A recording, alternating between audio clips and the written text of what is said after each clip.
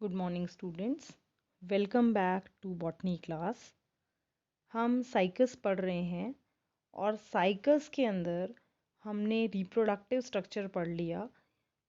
Microsporophyll के बारे में, मेगास्पोरोफिल के बारे में, ओव्यूल का स्ट्रक्चर हम पढ़ चुके हैं और माइक्रोस्पोर या पोलन ग्रेन का स्ट्रक्चर हम पढ़ चुके हैं। अब इस वीडियो में हम गैमेटोफिटिक फेज़ के बारे में जानकारी देंगे।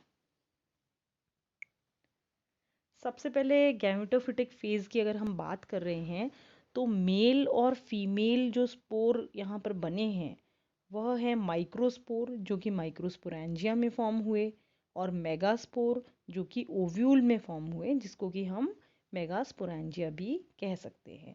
और ये जो स्पोर्स हैं ये हैप्लॉइड हैं क्योंकि ये मियोसिस के बाद ही बने हैं। और क्योंकि ये मियोसिस के बाद बने हैं इसलिए अब जो आगे जनरेशन फॉर्म होगी इन स्पोर्स के द्वारा वह गैमेटोफिटिक फेज होगी या हैप्लॉइड स्ट्रक्चर फॉर्म होगा। तो बेसिकली साइकस जो है, जो हम इतने पिछले वीडियो 5-6 वीडियोस से पढ़ रहे हैं, तो हमें ये ज्ञात हो गया है कि साइकस एक हेट्रोस्पोरस स्पीसीज है, हेट्रोस्पोरस जेनरा है। और हेट्रोस्पोरस जेनरा से मतलब है इसमें 2 प्रकार के स्पोर फॉर्म हो रहे हैं। मेल स्पोर जो है माइक्रोस्पोर कहलाता है या पोलन ग्रेन आप कह सकते हो, और फीमेल स्पोर जो है वह मेगास्पोर है और यह ओव्यूल में फॉर्म होता है। तो अब सबसे पहले इस वीडियो में हम मेल स्पोर से, माइक्रोस्पोर जो है उससे मेल गैमेटोफाइट के डेवलपमेंट के बारे में अध्ययन करेंगे। तो सबसे पहले हमें माइक्रोस्पोर के स्ट्रक्चर के बारे में पता होना चाहिए। तो हर एक जो माइक्रोस्पोर होता है वह यूनिसेलुलर होता है, यूनिसेल्ड होता है और 2 लेयर्ड स्ट्रक्चर होता है। जो 2 लेयर हैं उसमें से आउटर वॉल जो है एक्साइन कहलाती है, जो इनर वॉल है वह इंटाइन कहलाती है। अब आते हैं हम डेवलपमेंट ऑफ मेल गैमेटोफाइट पे कि ये जो स्पोर फॉर्म हो गया है माइक्रोस्पोर, उससे किस प्रकार से मेल गैमेटोफाइट फॉर्म होगा। तो मेल गैमेटोफाइट का डेवलपमेंट जो है वो 2 स्टेजेस में होता है। पहली स्टेज तो development of male gametophyte before pollination, और एक है मेल गैमेटोफाइट का डेवलपमेंट आफ्टर पॉलिनेशन, पॉलिनेशन के बाद का डेवलपमेंट और पॉलिनेशन के पहले का डेवलपमेंट। जो पहले का डेवलपमेंट है वह माइक्रोस्पोरेंजियम के अंदर ही शुरू हो जाता है, मतलब पॉलिनेशन से पहले ही शुरू हो जाता है। तो उस समय पे माइक्रोस्पोर्स जो हैं, पोलन ग्रेन्स जो हैं, वह माइक्रोस्पोरेंजियम के अंदर ही होते हैं। तो इसमें सबसे पहला अगर हम डिवीजन देखते हैं तो इसका जो न्यूक्लियस होता है, जो माइक्रोस्पोर है, इसका न्यूक्लियस 2 भागों में विभाजित होता है। एक लोअर साइड में चला जाता है और क्रिसेंट शेप्ड सेल से या वॉल से अपने आप को अलग कर लेता है और 2 अनइक्वल सेल्स फॉर्म करता है। जो 2 अनइक्वल सेल्स बनते हैं उसमें लोअर सेल जो है वह छोटा होता है, स्मॉलर सेल होता है, और उसको हम प्रोथेलियल सेल के नाम से जानते हैं। और जो अपर सेल होता है वह बिगर सेल होता है, जिसको कि हम एंथ्रीडियल सेल के नाम से जानते हैं। अगर हम चित्र में देखते हैं तो आप देखेंगे, ये देखिए, ये एक पोलन ग्रेन है। ये डेवलपमेंट ऑफ मेल गैमेटोफाइट हमने यहाँ शो किया है। पोलन ग्रेन है, पोलन ग्रेन से 2 सेल अनइक्वल सेल्स बने, ऊपर वाला लार्जर सेल है, नीचे वाला लोअर स्मॉलर सेल है। स्मॉलर सेल प्रोथेलियल सेल कहलाएगा, लार्जर सेल एंथ्रीडियल सेल कहलाएगा। अब प्रोथेलियल सेल जो है वह तो डिवाइड नहीं होगा, लेकिन जो लार्जर सेल है एंथ्रीडियल सेल वह डिवाइड होके 2 सेल बनाएगा। एक सेल बनेगा छोटा, वो कहलाएगा जनरेटिव सेल, और दूसरा कहलाएगा ट्यूब सेल। तो हम देखते हैं आगे डेवलपमेंट किस प्रकार से होगा। तो हमने यहाँ पढ़ा कि प्रोथेलियल सेल बन गया और एक एंथ्रीडियल सेल बन गया बड़ा वाला। अब प्रोथेलियल सेल तो डिवाइड नहीं करेगा जैसे मैंने आपको बताया, और एंथ्रीडियल सेल डिवाइड करेगा और क्या बना लेगा, जनरेटिव सेल बना लेगा, जो कि बिल्कुल प्रोथेलियल सेल के पास में होता है। और दूसरा जो डिस्टल सेल है वो ट्यूब सेल कहलाएगा। तो ट्यूब सेल जो है वो लार्ज न्यूक्लियस के साथ में होता है, और ये 3 सेल्ड स्टेज जो है, इस 3 सेल्ड स्टेज में एक प्रोथैलियल सेल हो गया, एक जनरेटिव सेल हो गया और एक ट्यूब सेल हो गया। इस तरीके से ये 3 सेल्ड स्ट्रक्चर फॉर्म हो जाएगा। इस स्टेज पे माइक्रोस्पोरेंजिया डिहाइस होता है, फटता है, और पोलन ग्रेन जो है वह बाहर निकल जाते हैं। तो ये फर्स्ट स्टेज है मेल गैमेटोफाइट के डेवलपमेंट की, जो कि पॉलिनेशन से पहले होती है। और इसके बाद जो सेकेंड स्टेज होती है, वह सेकेंड स्टेज आफ्टर पॉलिनेशन होती है। तो बिफोर पॉलिनेशन आप कहेंगे कि पोलन ग्रेन जो है वह माइक्रोस्पोरेंजिया में ही है, वहीं उसका डिवीजन हो रहा है, और वो वहीं डेवलपमेंट शुरू हो गया है मेल गैमेटोफाइट का।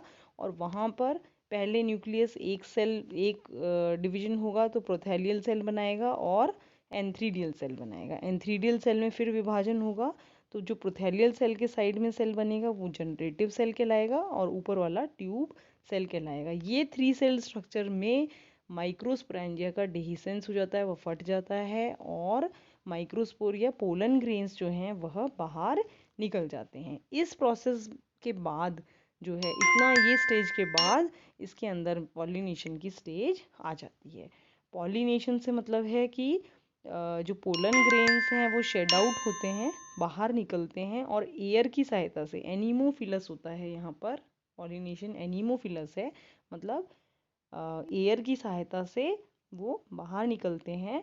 और बाहर निकल के क्या होता है, वो तो इधर से पोलन ग्रेन्स बाहर निकल गए, उधर से जो फीमेल रिप्रोडक्टिव स्ट्रक्चर है आपका, या आपको कहना चाहिए जो ओव्यूल है, उसमें जो न्यूसिलस है, उस पर आपको मैंने बताया था पिछले वीडियो में कि एक न्यूसिलर बीक फॉर्म होती है, जो कि पोलन चैम्बर पे प्रेजेंट होती है। वो डिसइंटीग्रेट होती है, वहाँ से डिज़ोल्व हो जाती है, और एक विस्कस फ्लूइड बना देती है।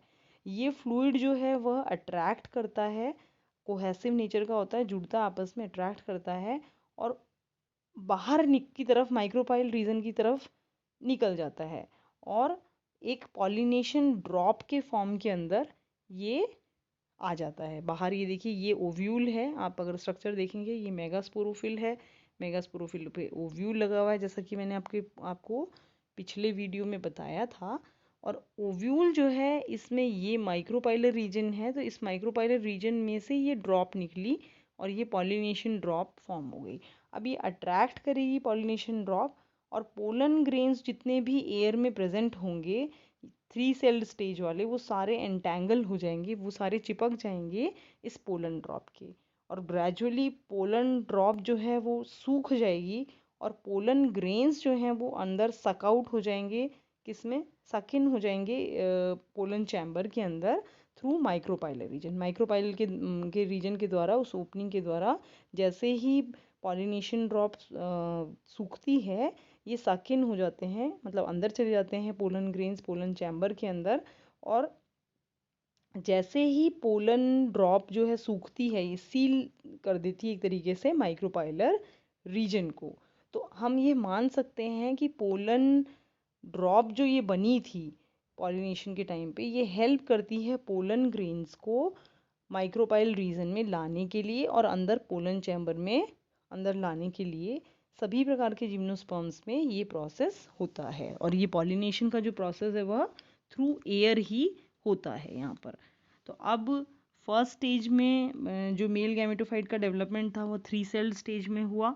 उसके बाद इस स्टेज के अंदर पोलन ग्रेन्स जो हैं वह ओव्यूल के ऊपर आ गए, ओव्यूल पे ही पॉलिनेशन ड्रॉप पे आ गए, और अंदर फिर ये पोलन चैम्बर में चले गए। तो अब जो फर्दर डेवलपमेंट होगा मेल गैमेटोफाइट का, वो डेवलपमेंट पोलन चैम्बर के अंदर होगा, और वह पोलन चैम्बर कहाँ है, ओव्यूल के अंदर है।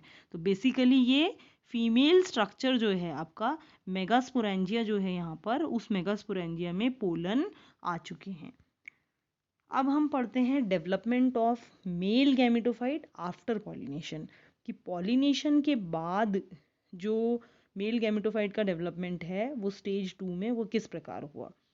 एक डेफिनेट पीरियड का रेस्ट होता है, ये अलग अलग स्पीसीज में अलग अलग हो सकता है, 3 से 4 महीने तक भी हो सकता है ये। तो ये रेस्ट होने के बाद फर्दर डेवलपमेंट शुरू होता है किसका, मेल गैमेटोफाइट का, और ये पोलन चैम्बर में होता है। तो पोलन चैम्बर में जब ये डेवलपमेंट होता है तो इस प्रोसेस में क्या होता है, एग्जाइन जो है वह ब्रेक हो जाती है। जो पोलन ग्रेन है आपका, आपको मैंने बताया था यूनिसेलुलर स्ट्रक्चर है और यूनिन्यूक्लिएटेड है और 2 लेयर्ड स्ट्रक्चर है। तो जो 2 लेयर हैं उसमें से बाहर की जो एग्जाइन लेयर है वह ब्रेक हो जाती है और इंटाइन जो लेयर है वो बाहर निकलती है in the form of pollen tube. तो एग्जाइन फट गई और इंटाइन पोलन ट्यूब के फॉर्म में बाहर निकलती है। अब ये जो पोलन ट्यूब के फॉर्म में बाहर निकलती है इंटाइन, वो ब्रांच्ड भी हो सकती है और अनब्रांच्ड भी हो सकती है, और एक तरीके से ये एब्जॉर्बिंग ऑर्गन है। मतलब इसको कोई फूड वगैरह न्यूट्रिशन कुछ एब्जॉर्ब करना है तो ये एक तरीके से एब्जॉर्बिंग ऑर्गन है। और पोलन ट्यूब जो है ये पेनिट्रेट करती है न्यूसिलर टिश्यू में, है ना, और ये फिर आ जाती है आर्किगोनियल चैम्बर में, जहाँ पर कि आर्किगोनिया है वहाँ पर आ जाती है। तो अब इस स्टेज में जब पोलन ट्यूब का ग्रोथ हो रही है, इस स्टेज में जो जनरेटिव सेल था वो डिवाइड करता है into lower stock cell and upper body cell.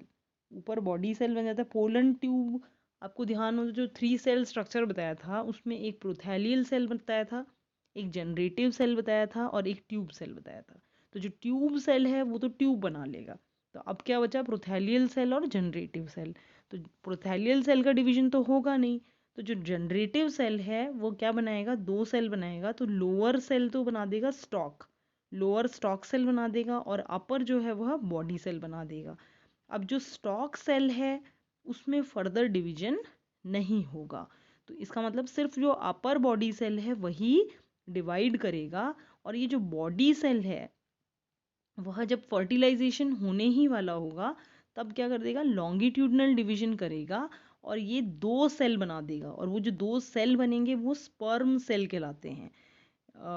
हर एक जो स्पर्म सेल है अगर हम उनका स्ट्रक्चर देखते हैं तो सिंगल न्यूक्लियस उनमें पाया जाएगा, ब्लेफेरोप्लास्ट पाया जाएगा और स्मॉल अमाउंट साइटोप्लाज्म की पाई जाएगी। अब देखिए, अब ये स्ट्रक्चर देखें तो ये जो 3 ABC स्ट्रक्चर है ये तो था बिफोर पॉलिनेशन। आफ्टर पॉलिनेशन का है DEF स्ट्रक्चर, आपको आफ्टर पॉलिनेशन का दिखाई दे रहा है। इसमें ये देखिए, ये पोलन, ये जो ट्यूब सेल था इसने बना दिया ये पोलन ट्यूब, ठीक है। अब जो प्रोथैलियल सेल है वो एज इट इज़ है। जनरेटिव सेल जो है वो जनरेटिव सेल में देखिए आप स्टॉक सेल बनाया है उसने और एक बॉडी सेल बना दिया है। अब स्टॉक सेल तो एज इट इज़ रहेगा, लेकिन जो बॉडी सेल है वो body cell 2 sperm longitudinal division, देखिए इस तरीके से लॉन्गिट्यूडनल डिवीजन होके ये 2 स्पर्म सेल बना देगा। अब हर एक स्पर्म सेल या हर एक स्पर्म, देखिए अगर साइकस का, एक तो ये प्रश्न पूछा जाता है, इसका ओव्यूल भी सबसे लार्जेस्ट ओव्यूल होता है जो कि मेगास्पोरेंजियम कहलाता है, उस पर भी प्रश्न आता है। और कई बार पूछा जाता है कि स्पर्म साइकस जिम्नोस्पर्म में सबसे बड़ा स्पर्म या सबसे बड़ा आपको कहना चाहिए स्पर्म ही बोलेंगे, सबसे बड़ा स्पर्म या एंथ्रोजॉइड बोल सकते हो, वो किसका है, तो वो लार्जेस्ट है इन प्लांट किंगडम। जिम्नोस्पर्म में ही नहीं, पूरे प्लांट किंगडम में साइकस का स्पर्म जो है, स्पर्म सेल सबसे बड़ा होता है। ये बहुत इंपॉर्टेंट है, कई बार छोटे प्रश्नों में आपको पूछ लिया जाता है, ठीक है। और विजिबल होता है ये नेकेड आई से, आप इसको देख सकते हो। और हर एक स्पर्म सेल की अगर हम बात करते हैं तो हर एक स्पर्म सेल यहाँ पर मोरोलेस ट्राइंगुलर सा स्ट्रक्चर होता है, टॉप शेप्ड होता है, जैसा आपने देखा हो टॉप लट्टू जिसको कहते हैं, टॉप शेप्ड स्ट्रक्चर है। और मोबाइल होता है ये, क्योंकि इसमें फ्लैजिला पाए जाते हैं, सीलिया पाए जाते हैं, हैविंग 5 to 6 स्पाइरल बैंड्स। आप देख सकते हो उसमें ऐसे ऐसे स्पाइरल कॉइलिंग सी दिखा रखी है, और ये कॉइलिंग किसकी है, इनमें सब में कॉइलिंग के अंदर ऐसे सीलिया लगा हुआ है, देखिए सॉरी। तो ये जो सीलिया लगे हुए हैं ये 5 to 6 बैंड्स आपको दिखाई देते हैं, spiral band with thousands of सीलिया।